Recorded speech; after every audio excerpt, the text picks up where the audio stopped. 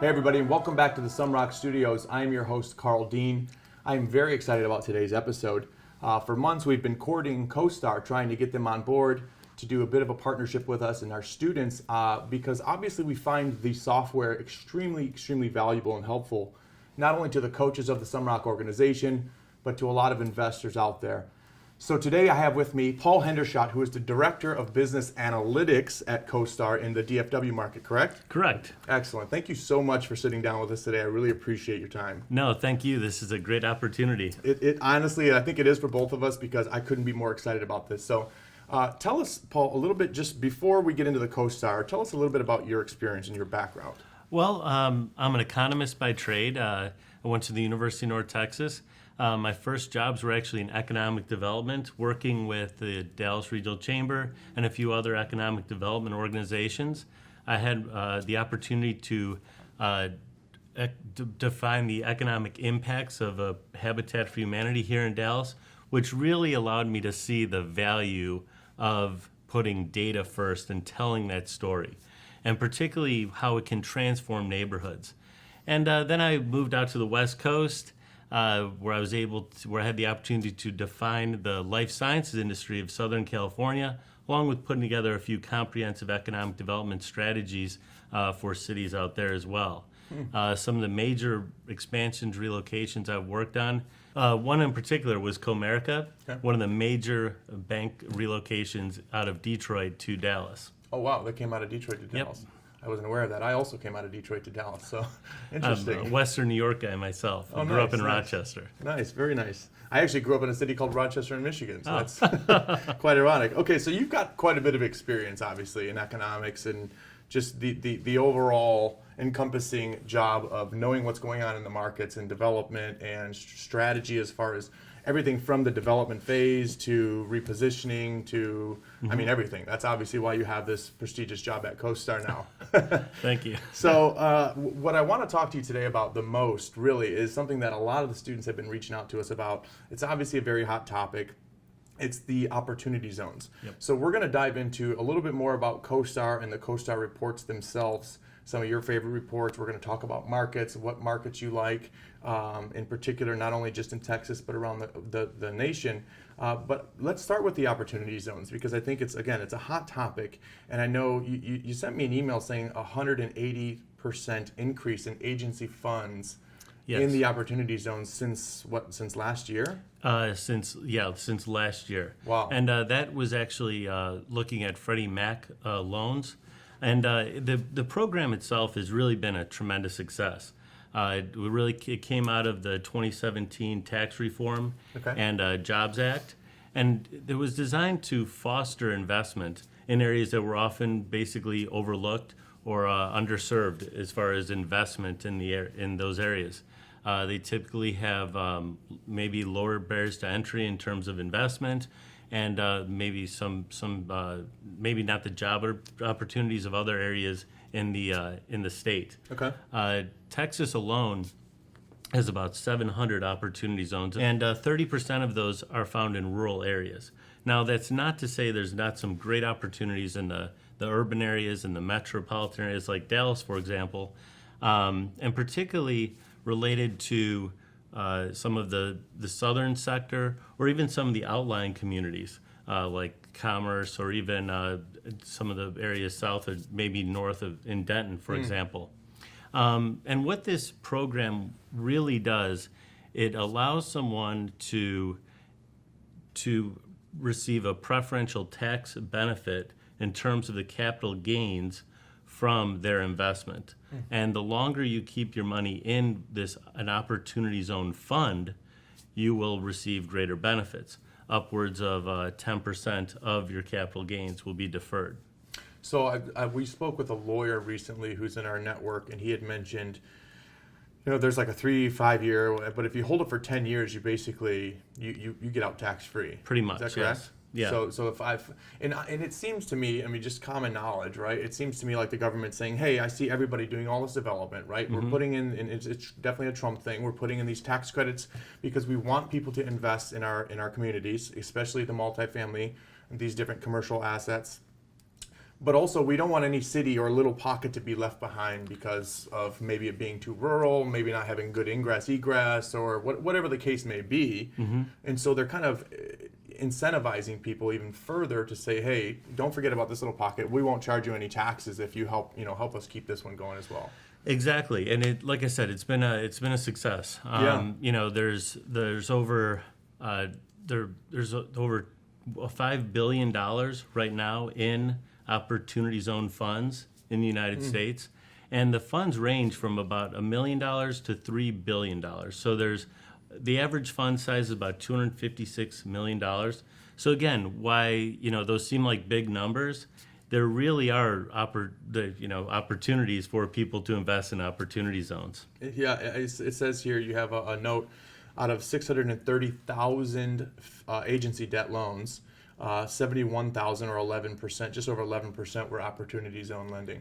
Exactly, and that again came from the recent Freddie Mac lending report, and again that just shows how this program is transforming communities. It's transforming the way investors are looking at often areas that were overlooked throughout this cycle. That's very interesting. And so the main reason I wanted to start with opportunity zones is because I was made aware recently, as we're going through the talks with CoStar and trying to get you guys to our events to kind of share more information with our students. He had mentioned that there's an actual search you can do now in CoStar that will identify all of these opportunity zones. Yeah, that's a recent addition we just added to our platform.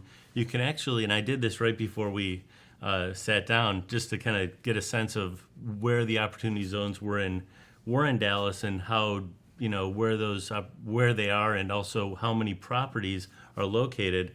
And of the 4,000 properties located in Dallas-Fort Worth, the market, roughly 200 of them are found in opportunity zones. And it really is a kind of a wide gamut. Everything from the urban core, particularly right around that South Dallas, Beckley, kind of that just west of Oak Cliff, West Kessler area, all the way out to Corsicana, Denton, DeSoto. And so there are, if someone has a particular appetite for more of an urban environment or an urban type of investment, you can easily, just with a click of a button, paint a picture of all the opportunity zones, and then another click, see the sales properties, and basically identify those properties that are, again, opportunities for your investors. And what also I found, typically the properties in opportunity zones are often class 3, or not class 3, 3-star, or what like we consider C-class investments. Yeah. Okay. So they do typically have lower barriers to entry, and often a huge, tremendous value for a value add play as well. And so that, again, it really allows you to uncover those unique opportunities within the market. Let me ask you this. Now, the first thing that comes to my mind as an investor is when there's obviously they caught wind of this, right? It's a thing. People are jumping on board. Yep. Do the property owners who currently own properties in these opportunity zones that may be either putting them up for sale or even looking at offers, are they kind of pushing the envelope? Are they trying to get obviously top dollar, so they're going to squeeze you for a little bit more? I mean, so if I buy a property, because I love Denton, we've had assets, I've managed assets in Denton. It's a great market. I love the market. They've got the major school up there, college up there. Yep. I look at it and I say, okay, well, this property here I can buy that's 100 units. Let's call it. I can get it at a 6 cap. The gentleman next door knows his is in an opportunity zone. Is he going to maybe try to get me for 5.5 cap? Well, it really goes down to the individual properties and the information they have access to. Okay. And that's why, arming yourself with as much information as possible is the key to any real estate investment. Yeah. And, and I would have to look at the individual properties, but it would be safe to assume if someone were an educated, informed, real estate entrepreneur and they've owned this property, they probably would use this as a bit of a leverage to say, hey, there is money flowing into this, and I happen to be in a hot property in a hot market, and they may use that as a bit of a leverage. But overall, the cap rates in many of these zones are typically higher than the market average. Typically, Dallas runs around 6% in terms of a cap rate. oftentimes when you look at these rural or even the mid-cities, they tend to fall around about 7%. Yeah. Give you a little So again, leeway they there, give you a little leeway. And so you do have, I think it's not so much maybe the individual properties, but where they're located within the market. Those areas maybe in Wise County, Denton, mid-cities, and even the areas that were, kind of that inner urban core that have been overlooked this cycle.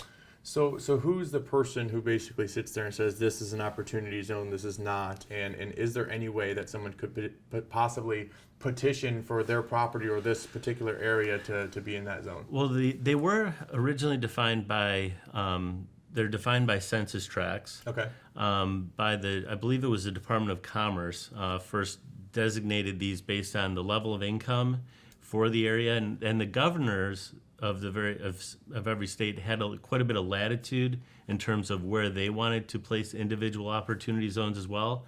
So there is a bit of a, it's an art and a science like anything. And there were, I know in other states there was, kind of communities fighting to be in these opportunity zones. And, there are, I'm not aware of any way a specific individual could petition for their property to be in an opportunity zone.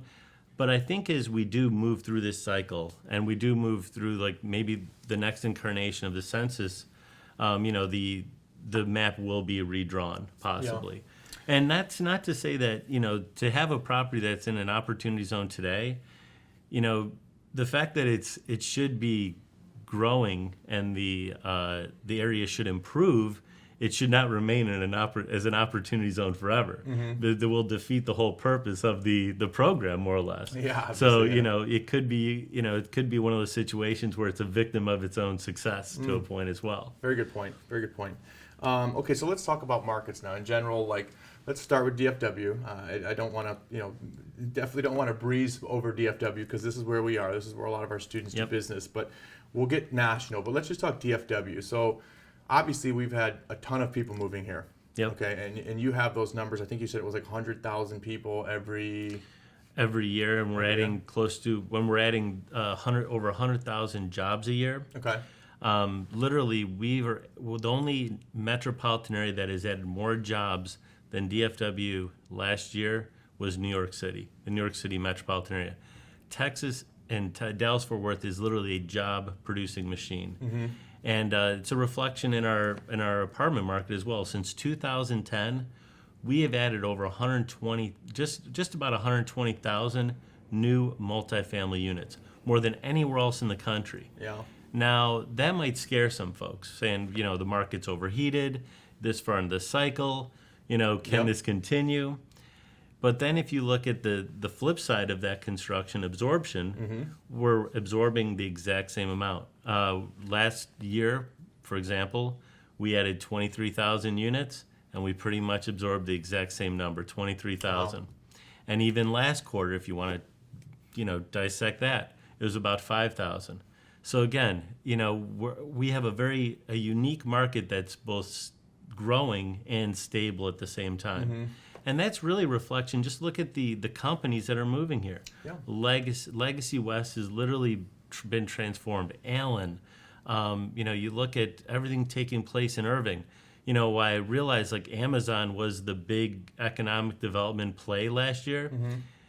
Very quietly, literally a number 6 on the Fortune 500 list, McKesson. I was going to say McKesson. Relocated to Irving. Yep.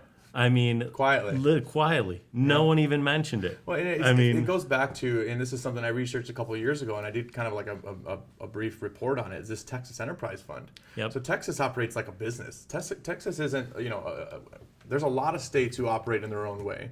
Florida has some similarities, but from my research, the Texas Enterprise Fund and the way we incentivize these major companies to come here, whether it be tax benefits or, hey, you promise us 1,000 jobs and we'll give you no taxes or we'll give you free land. I mean, it's like they're a competitive, aggressive businessman. Yep. Right? As a whole, our state is being very aggressive to lure these companies in. We have the land. And in Texas, typically the developers love to develop. I mean, they're aggressive. And, they're not afraid to get the dirt flying. Now, on the other side, why incentives, I feel, are the icing on the cake for many corporate relocations and expansions. And it will, maybe, like I said, be that last kind of trigger for that company to move. At the end of the day, you need great infrastructure. You need a solid labor force. The fact that we have DFW Airport that provides the connectivity, that was actually the number one reason why McKesson relocated where they did, due to the close proximity to the airport and the accessibility for their executives to basically go to each coast quickly. Right? That's I mean, it's. I think Houston still has more Fortune 500 companies, but there's been a lot of companies. I mean, John Bajus, I know, moved here in the last couple of years. I mean, there's just constantly, and you can look into it. I think there's like a Texas Wide Open for Business website where they go over the Texas Enterprise Fund and who they're incentivizing to come here. So that's it, right? Like, it's not, there's no secret sauce to it. It's not like we're just building and building and building with no end in sight. We're trying to keep up with the demand. There's jobs being created. There's people moving here. They need places to live, right? Yep. So it makes sense. And I'm glad that you shared that about the absorption, because that's a good point. People do see, all these cranes and all these buildings going up, and they get a little nervous, and if they don't really drill into the facts and the details, they don't see that we're absorbing them just as fast. And and you could also, typically absorption is a lagging indicator, because that's when the property is occupied. Mm-hmm. Where you take vacancy has remained stable. I mean, there are areas where there has been just a groundswell of construction around, like the Allen Legacy West area, and they're more or less, they're in the lease up mode right now, mm-hmm. and the vacancy rates are a little bit higher than the market average. But overall, as a market, vacancies have been relatively stable. And even if you take some of the everything going on around the mid cities, mm-hmm. and the growth of the logistics corridor there, I mean, those 3-star properties have extremely low vacancy rates. They have solid rental histories, and that's where a whole nother set of opportunities around that South Irving, mid cities area. Just I anticipate that area again being a hot pocket for investors. Maybe not the institutional guys, mm-hmm. but definitely for the individual or small value add type of absolutely. investor. That is definitely the cup of tea for a lot of our investors. Yep. I know that anywhere in between Fort Worth and Dallas, just south of Irving, right there, south of the airport. I mean, there's been a ton of investors that I know that have been buying in that buying in that area, and doing very, very well with the value add out there. Yep. Okay, so let's talk more about some other markets. What are some other favorite markets of yours? Obviously, like I said, before we got on camera, I was, we were kind of briefly discussing this, and I said there's really no secret sauce. It's factual evidence of what makes mm-hmm. a market tick. So, being an economist, what are some other favorite markets of yours? Well, I have to have a caveat. I actually own a rental property in Charlotte. Yep. I just relocated from Charlotte, North Carolina, and I consider that almost a mini Dallas. Yep. Or a mini Atlanta, some would say. They're adding 40,000 people a year. Unemployment rates around 3.5%. The banks seem to be getting their house in order. Mm-hmm. They're adding jobs. There's an emerging fintech sector, which is really bridging that financial services and technology. As if you look at the velocity of the way money's moving and the way mortgages are being, just every aspect of network security, they've really built a hub there. So I believe Charlotte, if you look at the number of apartments built in terms of their inventory, they're still on par with where they need to be, again, keeping up with their demand. I also like Charlotte. I like Charlotte. To just be clear, I love Charlotte, and I know my buddy Spencer Gibson, who's also a student. He's in Charlotte. He's got a salon there. I know you're looking for deals. Listen to this guy. Like, we need to start pounding pavement and get those deals locked up. And also, people don't realize, again, that accessibility. People don't understand or don't typically think of them as an airline hub. It's a second largest hub to the world's largest airline after the merger with United and American. Charlotte became the number 2 hub, and there's a tremendous amount of investment taking place around the airport as well. Interesting. Another market that's obviously on quite a few people's radar is Nashville. Yeah. Again, it's a hot market. The demographics are there. Phoenix, I think, is kind of a lot of the bleed over from the West Coast and the high costs. But it's really, we're seeing this trend over the last few years, and this I think might be just because we're this late in the cycle. A lot of the gateway markets are pricing themselves out. The cap rates have compressed, so you cannot find the yield, and the growth is maybe there, but it's not as prevalent as you'll see in some of these often tier 2 or what they known as secondary non-gateway markets, like the Dallases, like the When you Phoenix. say a gateway market, let's try to explain that. Typically a gateway market is New York, LA, Chicago. If someone, just wants to start a business from overseas, it's typically where they'll set up shop, or where the foreign investment or large institutional money goes to those markets traditionally. Where they'd often overlook this, the tier 2 markets. But now, this far in the cycle, we're seeing these tier 2 markets like the Charlottes, the Dallas even, which is a big non-gateway market that almost works like a secondary market in many ways, just as a result of the growth we are experiencing. Money is flowing into those markets right now. What do you think about markets like landlocked markets? When I say that, I think about obviously Las Vegas is landlocked. There's a lot of people I think put money into that market. When I was an asset manager full time, I used to look a lot and do specific searches for things like what's the highest year-over-year rent growth in the United States, and I saw that Reno, Nevada, was always at the top. I mean, the last couple of years. I mean, I get it. It's a very, very small little pocket market. It's just on the other side of the California border in Nevada. It's, obviously it's got, the casinos and whatnot, but then it's also got Panasonic and then, what's the SpaceX guy? It's blanking in my head right now, but Tesla. I heard that they opened up a facility there.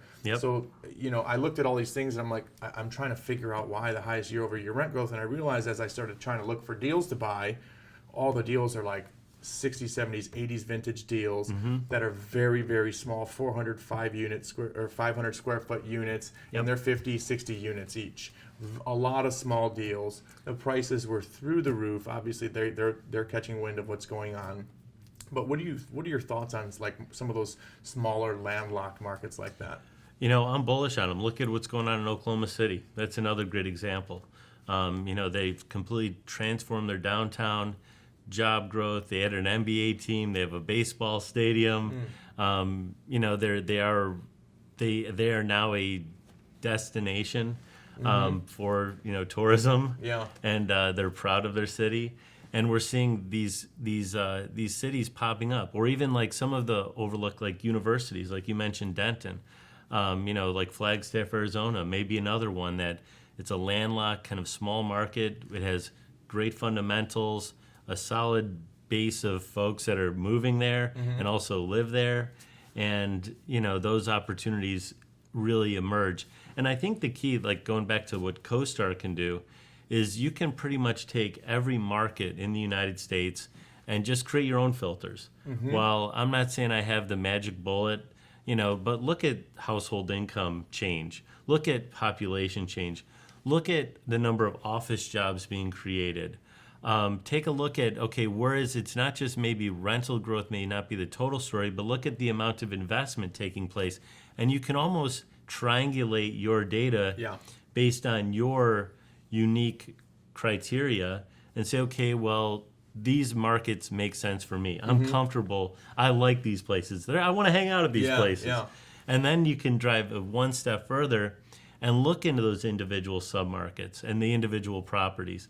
And even, arm yourself, even if you've never been to a market, with the rental rates, with all the comps, on the specific, not just for the market as a whole, but comparing it to the specific property that you're looking at as well. And that right there is, everyone knows in this industry, information is worth its weight in gold. Absolutely. So the CoStar really allows you to do that. But again, I think, just overall, I would look at those key factors I looked at. One thing I'm curious to know is, are the millennials going to lose their appetite for multifamily? They've driven a lot of this throughout this cycle. Are they going to give up their fixie bikes, the urban lifestyle, the amenities? Are they going to move to the suburbs? And will they move, since they do have this appetite for apartment living? Are they going to move into apartments? Are they that density that an apartment type of multifamily environment provides? And we're seeing this in places like Allen, McKinney, Legacy West. This whole new environments being created to cater to a lot of those folks, the millennials. Yeah. The one advantage I used to joke with my previous employer, his name's Mike Becker. He's a big multifamily investor. I'm sure a lot of the students know him. SPI Advisory. Shout out to you, Mike. I used to always joke, like, I have the advantage over all you guys because I'm 34. I'm the guy who moved for a job to this market. I'm the millennial you're studying, right? Yep. Like, I moved here because I wanted to be in the downtown, and then I wanted to kind of slow down, and I moved to this little area, which is a little bit outside. Yep. And then eventually you meet a girl or a guy or whoever, and you end up buying a house in the suburbs. And that's kind of like, and I'm not everybody, but I can tell you that, the way the world works with the way, people are moving to different cities and different areas for jobs, nobody wants to move there and just buy a house. You don't know what neighborhoods are what neighborhoods and what's a good neighborhood, a bad neighborhood. So it's kind of like this, it's a different world than we lived in 10 years ago, right? There's jobs everywhere. People move every single day. They migrate by the hundreds of thousands, as you know. And, I think that is a very good point to pay attention to what those millennials are doing, right? And what kind of jobs those millennials are going and taking. There's a lot of engineers up in Reno, Nevada, and it's just going back to, like what you said with the search as far as kind of defining the criteria and learning these markets. I always started with the rent growth, and then I said, okay, this is where we're at. These are the top 5 for rent growth. Now employment growth. Now how much money, the median income, and I start to narrow down, and you figure out what's driving that market, right? Yep. And it's a formula. Boom, boom, boom, boom, boom. You look at all these things that line up, like that's a really good market. Okay, now what are the prices in that market? Who's willing to sell? There's some markets that I got into, for instance, like Salt Lake City. We were heavily interested in this market, but there's things that you don't understand and you sometimes can't see on CoStar. Like, hey, there's a specific group of people who kind of run that market. And if you're not with those kind of people, then you're not really going to get those deals and get those looks and get that feedback. But it's very much. I don't know a single investor, successful syndicator or investment firm who is active every day looking for deals who does not have CoStar. It's like the blind leading the blind. It's like you're going off of word of mouth, or can you print me this report? When you really drill down and start playing with it, and I would dedicate an hour of my day to different random searches, and just like you come up with so many different things, and you start narrowing it down. You're like, you really learn the economics. You really learn what's going on, and it makes you feel comfortable in markets that you never have been to. And, just a testament to that, my previous position, I was, with JLL. Obviously everyone has heard of that. Yeah, it's a little boutique firm. They're a little boutique guy. Little boutique guys out of Chicago. But I pretty much spent a lot of time on CoStar. Even, when I was with DFW Airport, we had access to CoStar. Every economic development organization would have access to CoStar to understand, not just the multifamily market and where the growth is, and where people should move to if they're looking to move, but where's the office developments taking place? Where's the industrial development? Where is those? And you could just paint this mosaic of the region, of your area, which is again invaluable. And what I think CoStar also, it's leveling the playing field. For information. Absolutely. Because you're looking at the underwriting, the data as the bigger shops. So you're playing with the same cards more or less. Yeah. It's just how you're interpreting the data and how you're more or less driving the data. And also CoStar has really made a tremendous effort in the last few years to add value. With purchasingapartments.com. Purchasingapartments.com. Adding a market analytics team, which I'm a part of. We have 90 economists across the country basically telling that story. So it's no longer just a data dump or, what you'd see on something like a Hoover's or Dun & Bradstreet. It's validating. It gives you the context. It gives you that narrative so you can tell the story to, that investor you're talking to try to It does. I mean, raise money. you print out, if you search by markets and it'll give you the full summary. Sean, who I used to work for, was Mike's partner, would always tell me, hey, just read the first 2 paragraphs that it says there in the summary.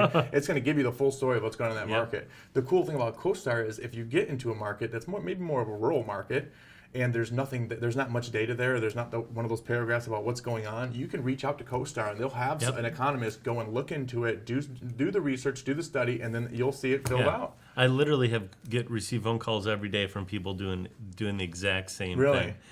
I'm like, hey, I'm kind of looking at this market, what's going on, and just basically just spending a little time with them, walking them through what's going on in the market. And that's something that I like to do because, as an economist, we basically tell stories around numbers. Yep. We let the data tell the story. We are the true even-handed broker in this process. Mm-hmm.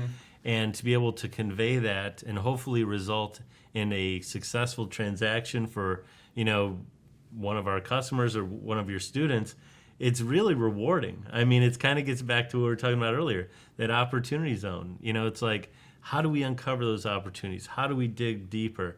And when that happens, I'll get phone calls, be like, hey, this worked. Like, you're shifting market. You're making a difference. Working, yeah. Right? I mean, it's a lot of fun. And even, that gets back to I mentioned, I went to University of North Texas, took up the applied economics program.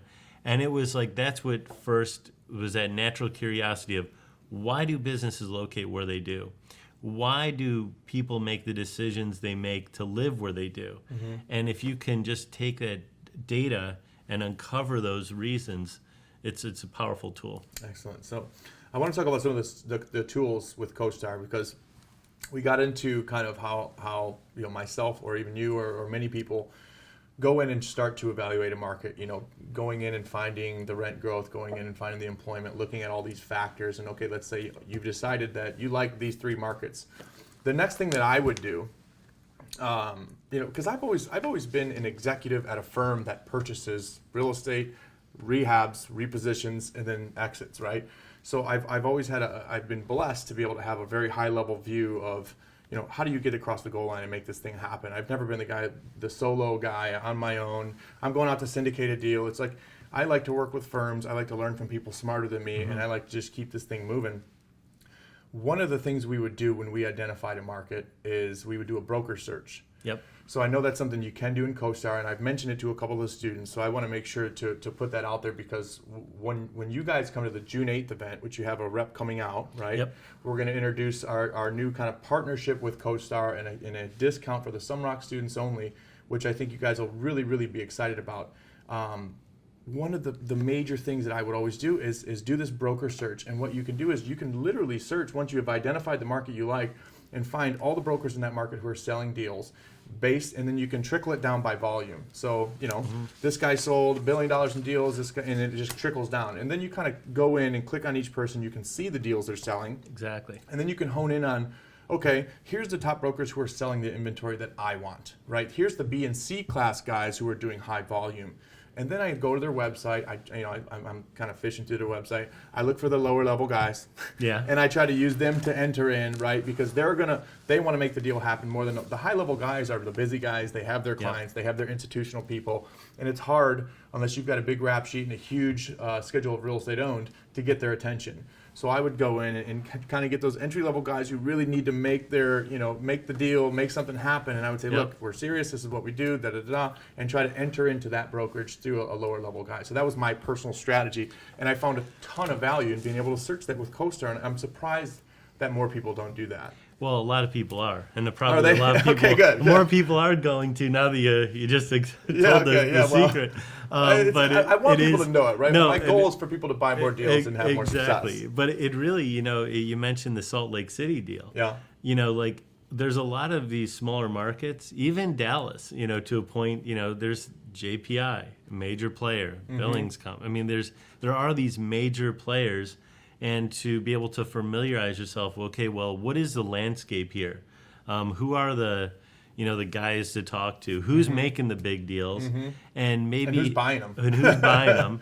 Who's building them? Yeah. And you could basically break down that exactly described, by company, by broker. We even have, various awards, CoStar gives to, the highest volume brokers and other. So we identify these ourselves. And, we put, that in one of our that's something we do. One of the new searches? No, even like we that is one of the new searches to really be able to allow you to isolate those brokers and the companies that are making those transactions. And it really does, it makes it so much easier. Because where were you before? Driving around, you take Dallas-Fort Worth. It's the size of Rhode Island and Connecticut combined. What do you start driving around looking at signs, going through the phone book? No, doesn't work. Talking to the big guys?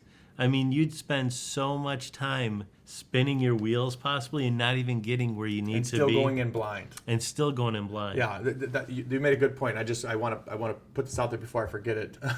So when you realize, hey, this person's, let's say this deal's for sale, and I find this deal, and I'm like, oh, wow, this is a good deal.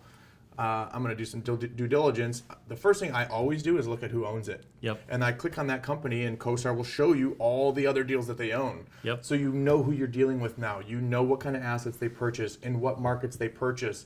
You know their strategy. Are they buying B and C class stuff and doing value add? Are they buying A class? You can look at when they purchase these deals. Maybe they used to buy a bunch of B and C class value add in the last 10 years, but now they've started recently to start buying more A class. So you can kind of understand their game plan and how to approach them better. And it even shows you not just within that market, but other markets. Because as we are looking to, maybe, people that are like-minded kind of migrate to similar markets, like you mentioned, the Renos, the Oklahomas, the Oklahoma cities, maybe those like the Flagstaff, smaller markets that offer high value, or even some folks are focused on maybe more of a university type of, market set, student housing. So you could say, okay, well, who are the players in those type of markets immediately almost, across the country? And, that's really, it's save a invaluable, lot of time. honestly. It really is. Let's talk about some other new products. You guys have like an underwriting type deal that you guys do now? That's one of our latest products. It basically, you can type in any property, and essentially it provides, I wish I would have brought a copy of one. It's all right. We'll have a few screenshots, but it literally is about 150 pages of everything you could possibly ever want to know about this property. And when it's sold, who bought it, when they bought it, a complete analytical set on that property as far as like how real rents, everything. Real rents in real time, daily rent rates in terms of what it's been doing the last month, the last quarter, everything so detailed, it's almost mind-boggling. But then again, while it is a lot of information, it's easily to discern and decipher to peel back just exactly what you need. If you are focused on that absorption, is this property leasing up as fast as other peer properties within a 5-mile radius? If folks are looking at this property, well, what other properties are they looking at? A renter. So who is my competition? Looking at everything from the vacancy rates, and it gives you not only a snapshot of that property, but all of the market in that class, and also a radius around that property. So it really provides you could say like a funnel of information from the market down to the submarket, down to a radius, down to the individual property, to really just allow you to, again, we're just thinking of honing that knife, honing that data to make more informed decisions. Is that so when I pull a property report, I always pull like the full, is it called the full underwriting report? Is that what that is? That's exactly. Because I always pull the full report. I want to see the comp. I want to see everything, the median range, where my rents are compared to the competitors. So that's something. I mean, a buddy of mine just sent me a deal yesterday, and he's sends me all this stuff, and here's the underwriting, here's everything. I said, look, I'm not looking at this until I see the full CoStar report. I don't want to see just the brief summary. I want to see the full CoStar report. I want to see where the comps are, where they're located, because sometimes it might have a comp that's really, it's a comp, but it might not. It just looks different. It looks better. It's more of a garden style versus what you're looking at, flat roof, whatever the case may be. So I always want to see all of the facts before I can even look at the underwriting to make an informed decision. Exactly. And also CoStar has a team of photographers and over 200 vehicles, including a plane flying around checking construction Really? and all this other information. So you know, just that alone, I mean, gives you an opportunity. Not just anyone can go on Google Earth, I guess, and look at a picture, but there's a big lag with a lot of that information. 6 months at least, I think it is. Minimum. Like In some markets, it could be longer than Yeah. that. And this is real time. And now that we have this, you know, a lot of the properties do have a Matterport. Yep. And so you can actually go into the property, walk around it, and that's like crazy to me. Like, you know, it literally is transforming the way we're purchasing properties. You think about it, folks are getting comfortable buying cars online. You know, I think it's going to not be. We're not too far off in the distant future. People are going to be buying properties online. Well, there's many people I know who buy properties in states and markets that they don't live in, and they never even visit the property. They find somebody they can trust. They partner with somebody they can trust. They don't ever go see the deal. It's all about the numbers. They look at the data, and they let the data tell the truth, right? Exactly. Okay, so any other reports that you pull that you find helpful, or like favorite reports? I mean, there's so many reports that CoStar has. It's ridiculous. It's really, you know, I mean, and it can be a little bit intimidating. That's why we have a great support team, and you could always call folks like myself to walk you through what you're to help you find what you're looking for. That's another good point. Is there's always somebody answering the phone helping you walk through that stuff. But you know, just I really just love those market analytics. I think, you know, those reports, that's my first, like you, that's my go-to. And then you can basically stack all the markets and sub-markets and just start to filter, you know, by everything we described. And that's usually my first go-to. But, you know, those, again, the market analytics, I think, is really setting us apart, you know, just to provide that context. And that's usually my go-to. But in terms of, you know, additional information, I'd say the net absorption reports by building, you know, is invaluable. I'm a big fan of net absorption, as you can tell. Yeah, absolutely. It's something that I just it's important with all the new stuff going up. Yeah. You know, I track, you know, particularly a market with as much construction as we have. You have to do that. Yeah. But you know, even back to that, I was even, you know, quickly, like within a few minutes today, I was like, okay, well, let's look at some other Texas markets. And Houston is adding a ton of new inventory, and they're keeping up. And then you have Austin is another hot market. They're, I believe, you know, 6th in the country as far as new inventory since 2010. And all that I pulled really quick, just like using the interface. So the Texas miracle is not just in Dallas. You know, I live in Dallas, so I guess I'm a little bullish on it. But I like Waco too, to be honest. Waco it's a much smaller, quieter market. Yep. But I visited a deal down there last year, and there's a lot of big box retail going up. They're widening the freeways. They see it coming. There's a major school, obviously Baylor down there. Yep. I like that market too. I mean, it's more of a tertiary type of market still, I think. Yep. But it's still, I think there's a lot of meat on the bone there. And even, you know, just the robust information CoStar has, you know, we have information in Waco. We have information in Tyler. We have information in Nacogdoches. So it's not just the big markets that, you know, you can go to. It's like you can go pretty much anywhere in the state and figure out and be what's the story, right? What's the story? Yeah, very interesting. So let's wrap up with this. I want to talk about, you quit your job today and you're going to start being an apartment syndicator, okay? Obviously you have CoStar, because honestly I don't know how people do it without CoStar.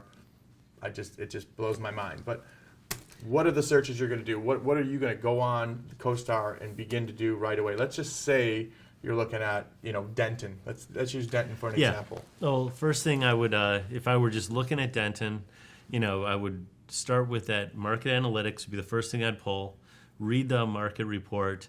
The second would be to look at all the properties. You can basically pull a property by filter.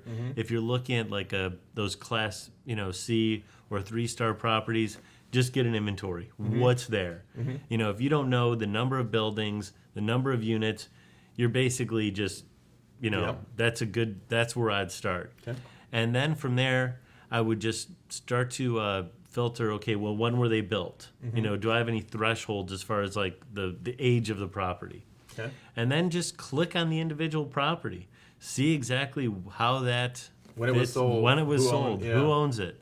And then you can start to paint that picture again of like, okay, this makes sense for me. I will pursue this property. And that's, if I had 3 quick steps, those are the 3 I'd use. Yeah. I would add to it, I would want to see what's been sold in the last 12, 18 months. I'd look at that. All the sales because you comps, can see the cap rates and things like that. You can start to see if there's a big buyer coming in and knocking things down, that you're going to be in competition with. And then and obviously what's for sale currently, if there is anything. And you bring up a great point, is those sales comps. I mean, just look at what's been sold the last 5 years. See where you stand. How much is the average per unit? Are we talking a 200,000 square foot, a $200,000 per unit market? Are we talking 120, or are we talking an 80? So that can immediately, okay, well, this might not be for me. Or let's double down and we're going to uncover that right opportunity. So those are, I would start out with obviously, the sales comps as well, lease comps, lease rates,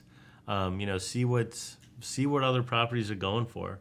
And that really will, like I said, I'm a fan of, and it's so easy and so digestible. Like you said, you can make a few quick clicks, and you're just getting more information. And the more information you have, you're just painting this picture of the market. The more you understand the market, the more you can sell the story. I mean, that's what it is, right? If you're a syndicator, you're going to do as much due diligence as you can. You're going to understand the market. You're going to understand the story of that market. What's driving that asset? What's the benefits of buying that asset? Then you have to go and sell that story to your investors, whether it be a webinar, individual phone calls. But you're going to have to show maps. You're going to have to show employment. You're going to have to show all these things. So the more you know and are educated on this, and I, for one, I'm starting spreadsheets and saying, Dallas, this market, and I'm putting all of the exact same information in there so I can continue to kind of get into this repetitive, motion. And you mentioned something else I guess I forgot to mention is the maps function. Like, I'll click on a property, and I know Denton. I lived in Denton. I went to school in Denton. I pretty much should know the place. But, I don't know all of it. And so I'll immediately click on just a tab that says map, show you exactly where the property is, what's around it. And it's like, okay, and it does. It shows you even gas stations, exactly, everything. What a kind walkability score. You're right. The walkability score is one of the most underutilized data points, especially because in B&C class. Everyone is looking for walkability, and so that's again, just start to filter properties by the walkability. I mean, that could be a whole subset of buildings, or another one. If you look at transit-oriented development, that's a huge thing right now. We have every rail line, and I literally, it didn't take me much time, but made my own TOD-based submarket, and you can draw your own submarkets, everything along the rail lines. What opportunities are around there? Because that is so hot right now. I know a lot of, businesses, for example, they'll go on site selection searches with HR folks, and unless that office is within about a half a mile of a rail Public stop, transportation, they don't even want to know about What's the one called here in Dallas? The yellow one? The Dart? The Dart, yeah. So that's that. Yeah, they're looking all up and down the freeway, wherever that Dart's located. Exactly. Yeah, that's very interesting. Yeah, I remember a developer friend of mine who was talking about what he was looking for, and he said it had to be kind of in and around that Dart area, wherever those stops and drop-offs are. So, Paul, I can't thank you enough, man. This has been a blast. A lot of fun. Great episode. This is by far my favorite episode, guys.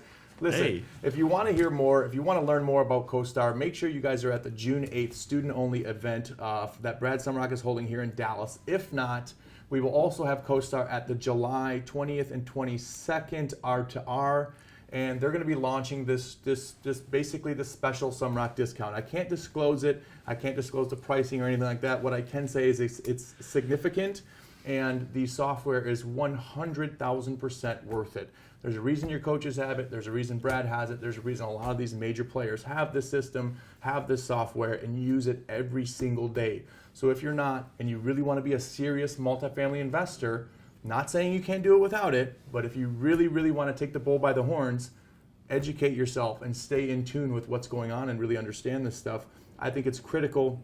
I think it's very important to have CoStar, and they're going to be launching this whole new program for us. I'm so happy that they've decided to team up with us and do this with us and put their faith and confidence in our investors. Over $500 million in apartment acquisitions in 2018 from the Sumrok students. That's you guys out there watching this video right now, which is an astronomical, amazing number. 1.75 billion since 2013. You guys are going to have a field day with this CoStar. If you don't already have it, make sure you're at these upcoming events. We'll make sure you guys get locked in with one of the sales reps, have them go through some demos with you, show you some very helpful tools that could help you really excel your business to the next level. Thank you so much for watching, and we'll see you on the next episode.